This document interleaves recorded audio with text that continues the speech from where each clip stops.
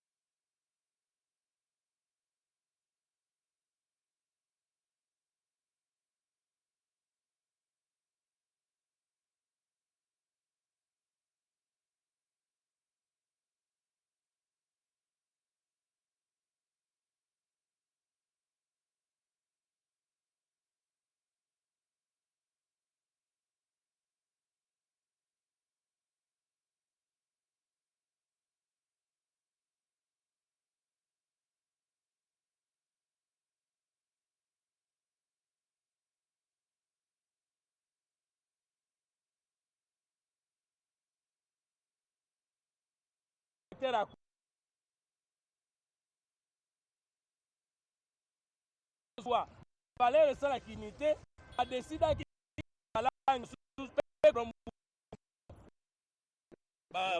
ba dialecte musus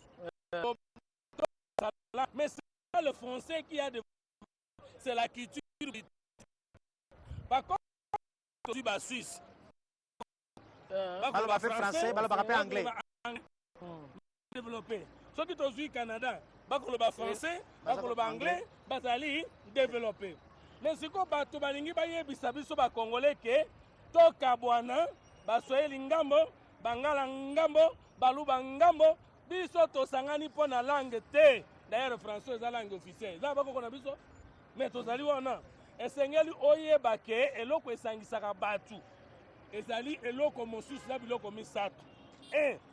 L'ennemi commun. Voilà. Même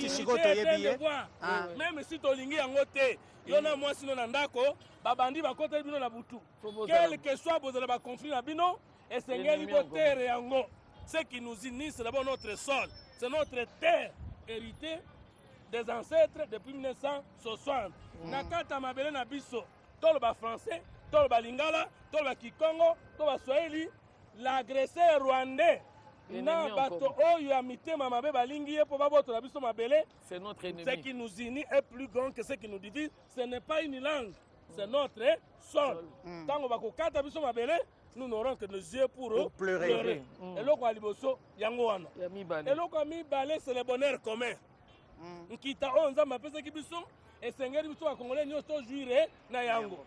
Cette richesse naturelle que Dieu nous a donnée, que nous devons développer, tout bien un potentiel productif. Donc, il faut développer même en parlant de langue étrangère. Voilà. Même en parlant de langue différentes. Belge balakisi yango, Canadien balakisi yango, Américain balakisi yango. Eloko ya misato éco-développer biso na bomoko ezali l'ami commun.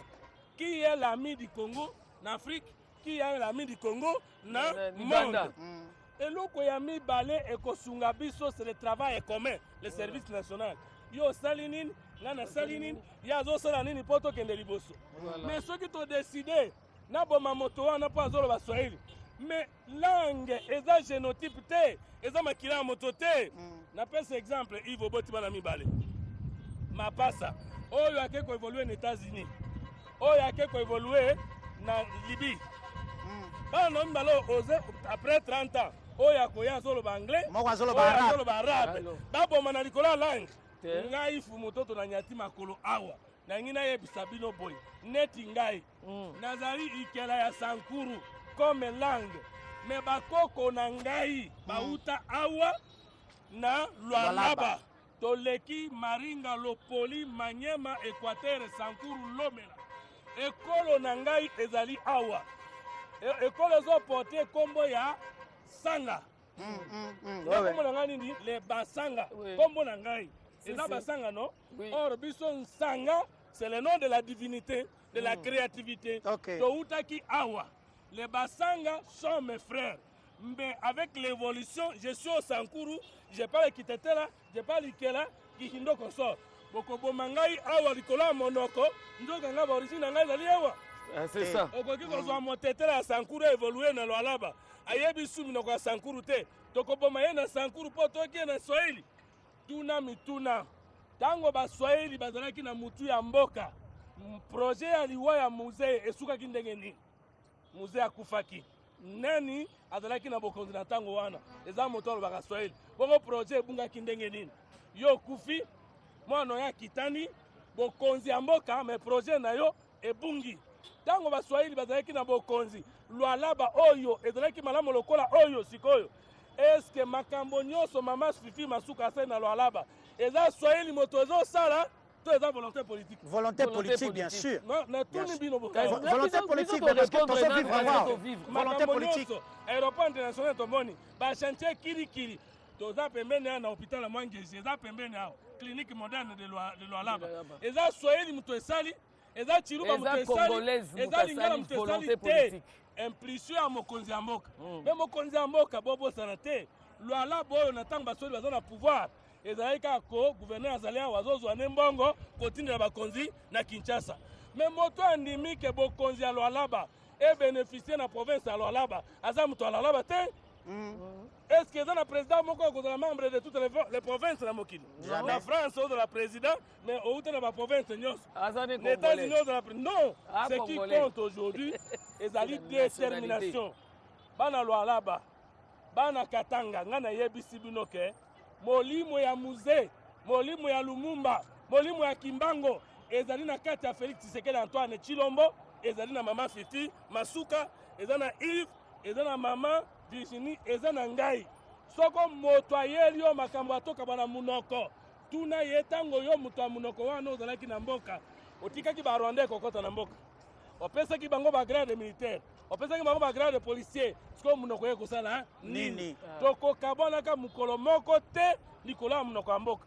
Et puis yo zolo ba Chiluba ngana zo ba Kikongo to bala net moto na ngaza mukongo. Bobala nisi. Yo Sankuru memera za mukongo. Mera za mukongo. Masinga mawoso mwasi na ngai aza mukongo. So ngai na ba Kongo to koboma na ndenge nini? Minoko yango to sito balana. Minoko yango to sito yokana. Bana pe ba bota na université to tuna ki ye mukongo ki ye français ki anglais. Non. Classe ndezo sangisa biso. To sangane awo na likambo moko. Banguna bakoteli biso ezali Rwandais. To sangana likambo moko. To zana mokonzi moko oyo ngana yo to tiaki Félix Tshisekedi Antoine Chilombo. To tiaki na nzela manduki te, to tiaki na nzela bitumba te, to tiaki na nzela maponambi. Soki mandana ekoki akei toponi mosusu. Soki azana mandat tolingi ete biso bakonzi nene tokolongola ye. Makambo ke yo kende yo sisi mandana yo général major ozongela biso na kipeto na soda oya kokabola biso likola minoko biso na Lualaba to teleme to lobi ekoki kwaziki ambosila ekoka toboyi mboka na biso tokotikala moto moko. Alors je vais essayer de faire un petit pas un résumé, mais je vais essayer de communiquer la pensée de Fumuto en Swahili. Maintenant que leo batoto bote ya Katanga napasha ba comprendre que hii mugini ni ya yetu shibote. Général-major Joseph Kabila alikuwa président hapa. Moi peke munayua après le démembrement vile Lualaba ikuwaka. Gouverneur yenyewe alikuwa mu fonction, ilikuwa Moïse Katumbi Chapwe pendant 8 ans. 8 ans. Akukuwa manjia, akukuwa mapito, akukuwa maekola hapa. Alianza chuo nakuya hapa, anabeba pesa, anabeba franka, anarudia Lubumbashi. Kufika Lubumbashi anapata makuta, anaanza kukabulia na batu bele walikuwa Kinshasa. Leo volonté politique ya président de la République inafanya que Mama Fifi Masuka anapata bâton de commandement. C'est vrai, batu biko na mkombanisha, mais la volonté politique y est pour que le Lualaba ikuwe vile inakuwa leo. Manake banduku muko naona saa ingine sasa niko nasema pa maimaji iko napita mu drone. Muangalie Lualaba. Mufanye sasa comparaison Lualaba ya 2000 Kolwezi ya 2001, Kolwezi ya 1999, Kolwezi ya 97 na Kolwezi ya 2025, ya 2024, ya 2023. Manake kuko maeffort nguvu sana menye beneinchi banafanya kutokea raisi Felix Antoine Tshisekedi tushuka kwa Mama Fifi Masuka, kazi iko nafanikana hapa Lualaba. Napasha wewe na mie tusoutenir ba institution juu inchi yetu iende mbele. Voilà, alors Merci. il a déjà tout dit, on va essayer de chuter. Souki Sabo. Natango wana ba commissaires spéciaux et Tiamaki na général-major Joseph Kabila en violation des dispositions verrouillées de la Constitution. Et l'UDPS n'avait pas pris les armes ce jour-là. Donc, bana Katanga, bana Lualaba, bana Kolwezi, IDPS, nous autres, nous avons lutté 37 ans avec la non-violence. Est-ce que violation à condition de la quitter? Est-ce que la gouvernance a quitté? Nous n'avons jamais décidé de prendre les armes contre le Congo pour arriver au pouvoir. Joseph Kabila a violé la Constitution, nommant les commissaires spéciaux. Yé Ayakiawa. Botu Nanga, il y a combien de supermarchés les lots? Botu Nanga, il y a combien de routes les lots? Botu Nanga, il y a dans Lualaba, na Kolwezi. Soki na uti na aéroport, balaba les yeux en Bangaï, et que c'est na Maroc na nini, et que c'est na Belgique na nini. Est-ce que Swahili mutesali yango? Est-ce que Lingala mutesali yango? Mais so bolobi nanga ke munoko amboka ndeza solidarité. Ba Kongo ba bomanaka entre bangote. D'ailleurs, pour préciser, le président est du Kasaï, mais il a des opposants kassaïens. Il y a des gens qui ne supportent pas la gestion de Tshisekedi, qui sont kassaïens. Non. Jamais Joseph Kabila kozwa mboko lokola patrimoine na ye aloba j'ai pris congé. Tu n'as pas pris congé du pouvoir. Tout tes mandats étaient terminés. Même Manono Moko Botameza Yayote Daba Congolais Nyos. Katanga Yabiso Nyos, Sankuru Yabiso Nyos, Équateur Yabiso Nyos. Pouvoir na yo essayer si la kende ko pema. O même ba Rwandais, mondu keleki makasi za biso peuple to ko telemela na suka, to zana lo alaba. Voilà, très bien. C'est par ces mots qu'on va chuter. Ouais, c'est par ces mots qu'on va se séparer. On va les libérer. Na kodana bino na province Nyoso pour na Congolais tellement to bare route na koboma boko boma Tshisekedi te boluka ne koboma peuple mais biso to kolinga te peuple akufa suna masusu na le patriote fidèle téléspectateur. Attendez avant de partir Fumutoto, ce qu'il dit ce sont des engagements. Madame Fifi Masuka, la gouverneure, a eu engagement né au sérieux à Tali étendu à province nae à moni ba priorité pas baniko tia ba priorité grâce au visionnaire Félix Antoine Tshisekedi Tshilombo. L'engagement, c'est l'enrôlement. Alors, avant de poursuivre avec notre deuxième invité, j'en appelle à l'enrôlement.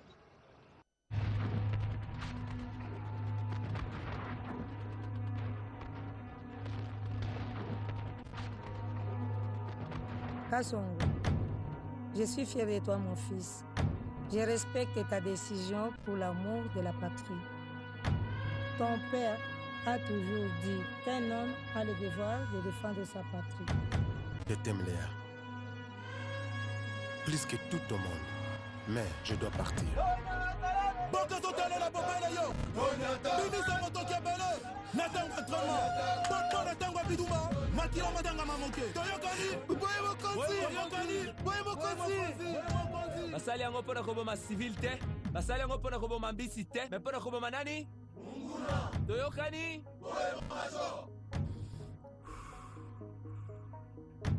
Master, solo nalembi. Kasi, pona bolingwa mboka na nga Congo, tokokende tina suka ya formation. Awa bosilisi koyekola manduki manso. Donnez tout pour la patrie. Tout pour la patrie.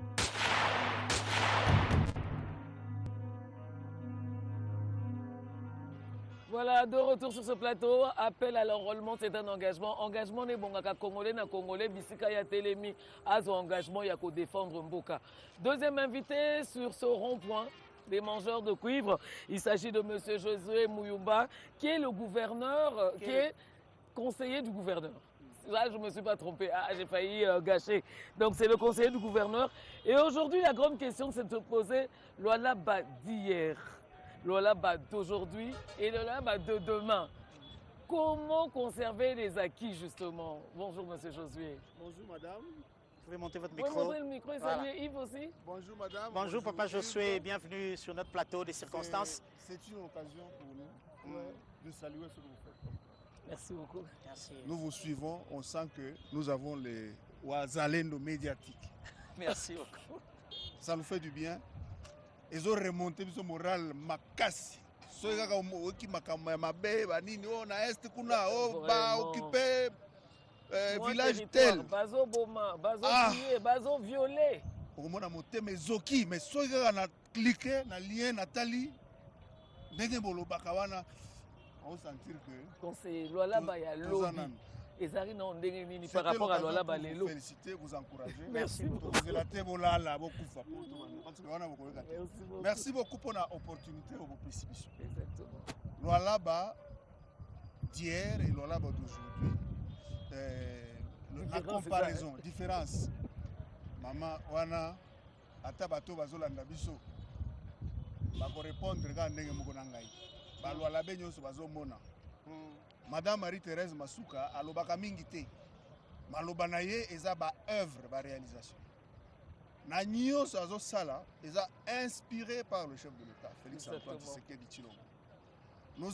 Il y avait l'habitude parce que nous sommes un pays avec plusieurs zones linguistiques.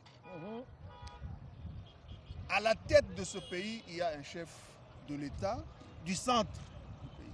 Oui. Mais chaque fois qu'il vient ici, c'est lui qui encourage la gouverneure à faire en sorte que les richesses de cette province produisent des grandes réalisations. Que ça ne soit pas seulement Total Akangoka Naba livre et géologique, non, l'Oualaba, capitale mondiale du cobalt. Mais ce qui au quotidien l'Oualaba, au Yéna l'Oualaba, Zela Ezate, Opito Ezate, Nyonso Ezate. Mais Awa, l'Oualaba, ça faisait autant d'années. Depuis la nuit de temps, le Oualaba avait toujours le cuivre, Azakina cuivre, na cobalt. Donc, mes richesses, c'est que Bakissa quitté. Ezala quitté. Parce que Batebele Bazoloba, non, Masuka, Azotonga, parce que Azana Mbongo Bele, ba richesse Eza Ebele. Ba richesse Ezala qui depuis. Donc, il y a yété. Et il y a yété. Awa Eza Makambo ya Bolingo, Aza Mutua Mutema. Ce sont des grands nationalistes qui se sont détectés. Félix Tshisekedi est en train de détecter, il est en train de faire ressortir les vrais nationalistes. Bazo sala pona kotika bilembo. Il y a bien en mboka na biso. Parmi bawazalendo ya gestion ya choses publiques, balingi mboka, balingi vraiment congolais azala la risée de tout le monde te. Parmi bawazalendo wana, il y a Madame Marie-Thérèse Masuka. Okomona ba chantier mikolo tozo compter ngo lisusu. Donc macadam partout, ce que moni pembeni awa. Eza parmi ba coin symbole ya ville ya Kolwezi. O eza rond-point Mwangeji. Ce que kena pembeni ya Mwangeji. Toza na batu mususu bateka ki parti ya hôpital. Bache oh biloko mabele ya l'État. mais madame Masuka tali alobi ah moi ngeza na concession munene. Pona nini tokozala kaka soki mutu abeli, soki autorité abeli, il faut qu'on évacuer Libanda. C'est beaucoup d'argent au avion médicalisé. Et souvent, tous les bango avec beaucoup de fierté. Non, je suis allé me faire soigner ailleurs. Évacué. Il a été évacué. Mais c'est une honte, il faut toller la Kango. Vous avez des richesses, mais vous êtes à l'hôpital à Malunga. Exactement. Dès le Kwatungi, Awa. Clinique moderne, vous allez inaugurer. Mwangeji, et ça parmi les œuvres que vous allez inaugurer. Pour le bien du peuple. Et vous avez un matériel à Kosakanate. Parce que normalement, nous sommes dans un pays. Pour nous sommes par exemple dans un cimetière, par exemple dans une morgue. Les gens vous meurent comme s'il y avait aussi la guerre ici. Parce que les soins à Malunga. Tout ça, la province, tout ça, scandale géologique. Mais Mikoloyo, Félix Antoine Tshisekedi Tshilombo, azosala Lualaba est comme appelé scandale infrastructurel. Donc vous avez des immeubles, vous avez des soins. Lobby à Lualaba, somme trop. Et vous avez la somme. Biso tozo sambela kaka. Zambe apesaka Fachi Bomoi. Apesa maman Masuka Bomoi. Parce que ceux qui ba kokisi lisusu 2 ans liboso. Vous allez voir que bokobanda koya boye kobunga. Parce que ndenge bazo vitesse oyo baza nango pona kotonga province oyo. Tala biloko lokola ba pont Ludi Lufu. Ezaki pont moko endommagé pour freiner l'avancée ya ba rebelle. Bao babanda ko uta na Angola. Donc esalaki que na territoire ya Muchacha parti moko etikalaki neti parti etikali côté ya Zambie. Net parti oublié. Oui, parce que moi okatisa ngambo ezaki bana babanda kotanga siko na Zambie bakomi koloba ba langue ya Zambie ba diplôme ya Zambie. Donc c'était pas bien. Parce que moi bakatisa koto ezaki. Mais sikoyo avec Tshisekedi atongi ba pont tala beauté à ba pont. Ça fait que ba parti à ba congolais oyo bazalaki sur la voie ya kobunga. Ils ont reconnecté au pays, avec le pays. Na mboka na biso na Lualaba. Donc bato bakufa ka banda ko kufa pona okatisa kaka. Soki mbula iza ebele, c'était compliqué. Et maintenant avec Tshisekedi, plus de 40 ans après, voici maintenant. Donc ce sont des ouvrages en l'espace de 4 ans. Tu peux compter plus de 200 projets. Très bien. Il y a des grands ouvrages. Oh, tozo mona na miso. Omoni maman. Ero moko biso to komi ko kana so to ah pona nini. Basi ba komi ko kisa biso soni. Nous avons échoué. Vraiment. Question de ngana tuna. Wana biso na yo to échoué ba ba gagner biso hein. Ngana tuna, mais quel est le rôle de l'homme awa na Lualaba? Que fait les hommes? Que font les hommes? Biloko tozo mona Masuka bolingo eleki na ndelo. Boli alingi vraiment alingi Congo alingi mboka na ye koleka parce que chaque fois ceux qui a voyagé ceux qui ont la plupart à autorité na biso la plupart oh j'ai étudié en Belgique et tout ça bon mona kabilo ko ebele na Belgique nous sommes fiers tu ebele oh Tour Eiffel oh photo na Tour Eiffel c'est une honte et bazo mona kuna mais ceux qui bazongi awa bazo bonsaka ba ndako na bango mona villa ceux qui côté mona Libanda, Bafulu, mais ça pays étranger. Ça c'est une autre logique avec Fachi, avec Masuka. Donc tout le monde à Libanda, Tome Mango et Panabiso. Très bien, papa conseiller. Papa conseiller. Tout ceci ne peut pas être réalisé sans la paix. Ouais. Quelle est la valeur que le Lualabé accorde à la paix, à la stabilité des institutions, et en province et au niveau national? En tout cas, c'est vraiment une question pertinente. Parce que Belé, oh non, parce que banguna wana ba Rwandais bazolo ba Swahili lokola biso bazo utiliser ba Congolais. Oh tozo benga ba pantin. Parce que bazo utiliser langage wana pour chercher à avoir un couloir pour nous diviser. J'aimerais profiter de votre micro. Ba victime ya liboso ya bitumba oyo génocide au Rwanda zo sala na est. eza baswahili nde bavictime ya liboso. Donc eloko wana ya baswahili papa kuna bangala bazokufa te na Kisasa ezala na kimia bakongo partout baza na kimia mais mpo nani bakoutilize que parce que bato wana bazolo baswahili botikela bango couloir soki bayiye papa kuna eza boumbu nayebi te connexion communication ezoleka biso toéchangeaka na bandeko na biso ya kote kuna. Pas de liberté, les gens sont dans un traumatisme permanent. Ouais. Oh, tous les gens sont journalistes, moi libertinage. Non, pourquoi wana na territoire occupé, que nous là pourquoi ceux qui ekotikala na mapeka na yo. Donc ba kozwa yo mbala moko. Ya wana papa conseiller. Il faut saluer. Avant de chuter na nous la question na Yves. Il faudrait ne pas oublier de donner un message essentiel. Ouais. Éveil patriotique, il faut le bélango na minoronyoso parce que to boy ko kangamaka na Swahili oyo ko makaka Swahili. Voilà. Donc a watolingi to ebisa ba imboka boy. Vitesse autozomona ya développement. Oyo Félix Antoine Tshisekedi azo impulsé na mboka na biso. En tout cas, nano tomona ngote. Soki tolingi développement et koba soki tolingi modernisation ya mboka na biso ndenge tokomona na lwalaba et continuer, nous avons le devoir de barrer la route à ces envahisseurs.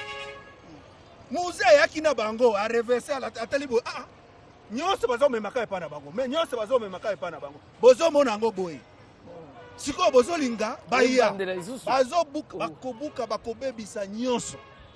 Nous avons le devoir, ma jeune au Bozolanda biso, ma loi labé, tout qu'on a devoir, ya kufrene ba le batu ba kanyange huku, na kujiarole ba mingi mu forces armées yetu, parce que c'est à ce prix, nous tout à coup on a ba officier militaire ba mingi, tout à coup on a ba soldat ba mingi.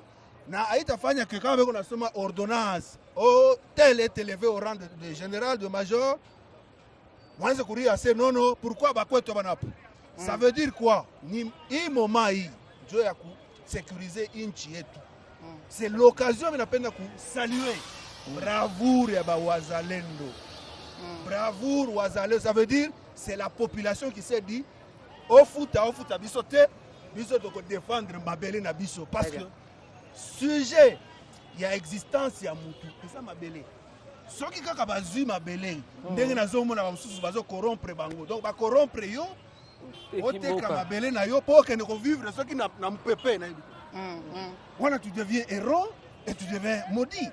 Donc ça veut dire nous tous derrière notre chef de l'État Félix Antoine Tshisekedi Tshilombo, c'est un homme qui aime ce pays. Il pouvait aussi être pantin pour servir l'étranger, servir sa famille et rester pendant longtemps au pouvoir. Mais il a dit niet. Il ne regarde pas ses intérêts. Il regarde l'avenir de ce pays. Au moins, esclavage, il y a belge, esclavage, et pas colonisation. Colonisation, oui. Il y a belge. C'est comme Bango, Bazolinga va coloniser Bisso, et puis comme Umbu na Bango. Tout ce monde maman. Donc, papa, je suis la donc les gens rêvent que le Congo devienne une colonie rwandaise. Moi, aventurière. Congo, non. Colonie rwandaise. Vous avez pensa aventurier. C'est pour ça que nous avons un visa. Nous avons un visa. Nous avons un visa aux États-Unis, dans le siège des Nations Unies. Tous les États sont membres, n'est-ce pas? Certificat d'enregistrement. Beaucoup de Lupango et Congo, qu'on nous dise. Ce que c'est la combo, il y a général-major Joseph Kabila, c'est que Bissot aux locataires, qu'on nous dise combien on paye en termes de location. Et le jour que le bailleur déciderait de nous chasser, il dira quittez dans ma parcelle. Ce pays nous appartient à nous tous. Ce que je vois dans le Lualaba ici, j'ai fréquenté cette province, cette ville de Kolwezi, d'il y a 10 ans, d'il y a 12 ans. Et Kolwezi d'aujourd'hui, je puis vous assurer, mesdames et messieurs, c'est extraordinaire. Le président va y passer quelques jours ici, en séjour de travail officiel, et je vous assure que les hôtels qui reçoivent les invités ici, c'est simplement extraordinaire. C'est pour cette raison que notre sérieux, notre engagement aux côtés de la patrie et la paix que nous recherchons doit être maintenu comme cheval de bataille pour qu'ensemble, totombola ekolo oyo. Alors question papa Josué. Mokonzi mboka za kokoma dans les prochaines heures. Loala Bekolamba, et vous s'est préparé pour accueillir le chef. En tout cas, dans le comité d'organisation, c'est la gouverneure elle-même. C'est elle-même, elle est esclave de la perfection. Exactement. Donc, même dans les moindres détails,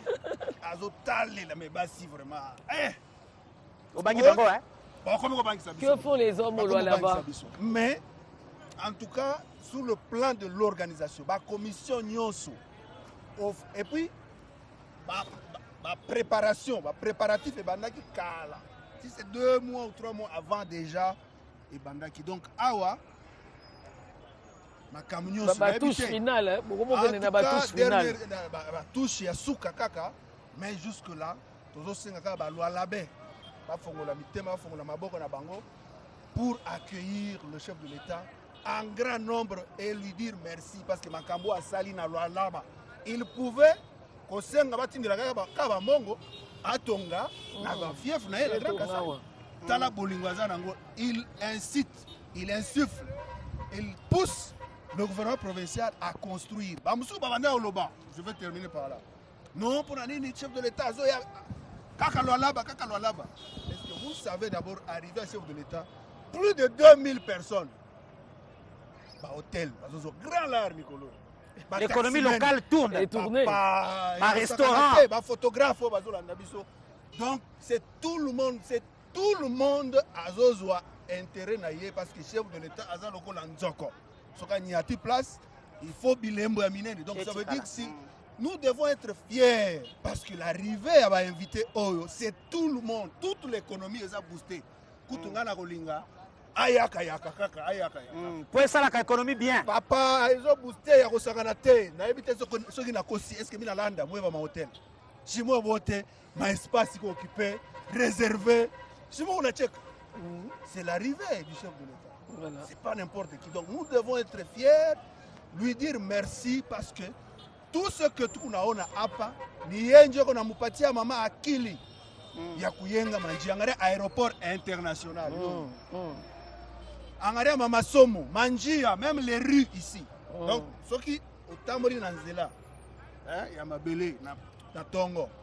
Ceux qui yeko lega na moi, okokende ko tuta sable, banini, on a passé ma kangi déjà. Donc à tout moment, le travail est en train d'être fait. On ouvre un chantier. Voilà. Merci beaucoup, monsieur le conseiller. Nous n'allons pas abuser de votre temps, évidemment. Nous allons vous proposer ce texte. Yves, tu ne l'as jamais fait, tu n'as jamais testé cela.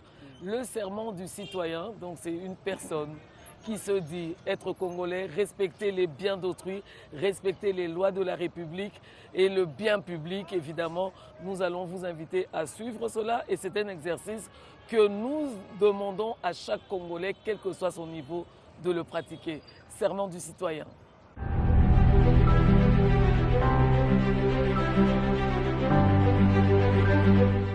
Moi, Thérèse Kaikwamba Wagner, je jure de servir en toutes circonstances, avec fidélité et loyauté, la République démocratique du Congo, d'aimer et de respecter mes compatriotes, de protéger le bien commun et de promouvoir l'unité et la fraternité nationale.